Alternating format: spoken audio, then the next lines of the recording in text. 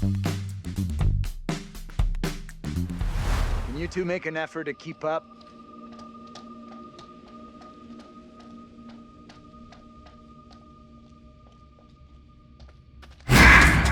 When I reviewed the first chapter of Supermassive's horror opus, the Dark Pictures anthology, Man of Medan, it had lots of flaws, but I loved it. Sure, it was buggy, but I enjoyed its cheesy narrative of ghost ships and it had some good ideas for their adventure-based mechanics. When its sequel, Little Hope, was announced, I was more interested to see if Supermassive had learned from the previous errors that plagued Man of Medan. Well, Supermassive learned from their mistakes.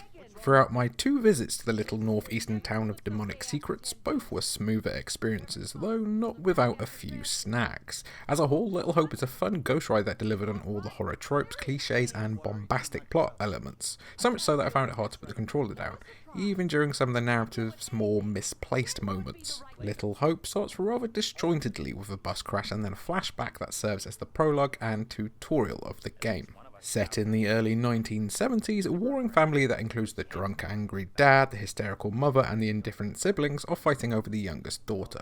It doesn't take long for a house fire, death, destruction, and some really gory death scenes. It was nice to see that Supermassive can still pack a punch in their gruesome presentation.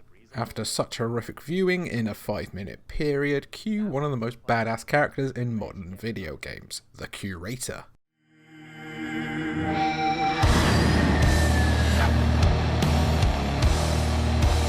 I do not exaggerate, the Curator has one of the best entrances in video games to date. From the cocksure swagger to that dramatic hard rock rendition of Oh Death, the Dark Pictures anthology keeps this tradition, and I couldn't be happier. Wonderfully played by Pip Torrens, the Curator is yet again your narrator, and as a nice little bonus, if you still have your save file from Man of Medan, greets you like an old friend. It's those little things in the narrative adventure genre that shouldn't be ignored, and I'm all here for it.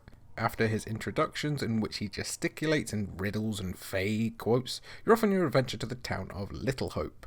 The story probably starts at the bus crash from the beginning of the game. Your Scooby-Doo gang of tropes for the evening are John, the college professor trying to keep everything together, the bratty meat-headed duo of Taylor and Daniel, Angela, the mature middle-aged student in all her I demand to see the manager glory, and finally Andrew, the dorky, insecure one, played by the often memed Will Poulter. After surviving the bus crash, the gang decide to seek shelter and find help in Little Hope, while also trying to find their bus driver who has disappeared.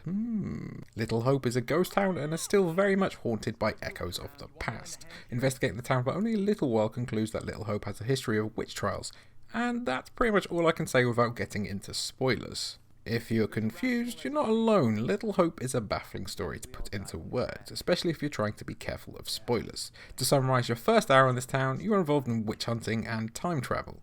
It's certainly ham-fisted in its approach, but the storytelling works in Little Hope's favour. There are little differences when comparing Little Hope to Man of Medan's narrative. Though the tropes and its characters are largely the same, Supermassive have yet again gone all in on its bombastic horror storytelling. Borrowing its settings heavily from Resident Evil and Silent Hill, Little Hope throws every horror cliché imaginable at us, and it's endearing to witness the plot reveals while cracking the town's bigger mysteries. Little Hope does have a few issues with plot and pacing, however. There were moments where I felt fit to burst with exposition to then have long, underwhelming walking sections. Comparing again to Man of Medan, the ghost ship setting was a more claustrophobic experience, giving you the incentive to look for all the secrets and premonition that are becoming a staple in the anthology. Little Hope has winding roads, thick fog, forests, and is a bigger game in terms of exploration, but most areas have very little to offer or are just bare. Between this and the overall walking speed of slow to slight spring in your step, you could often miss out on possible discoveries if you get that impatient itch to move on. The Dark Pictures games are all based on choices, and Little Hope is no exception. Players are expected to take on a series of dialogue choices that will impact your relationships with other characters in the form of bearings which work as choice reminders and personality traits. It's fairly easy to make the characters sympathetic or foolhardy warriors, and left wondering if the right choices were made.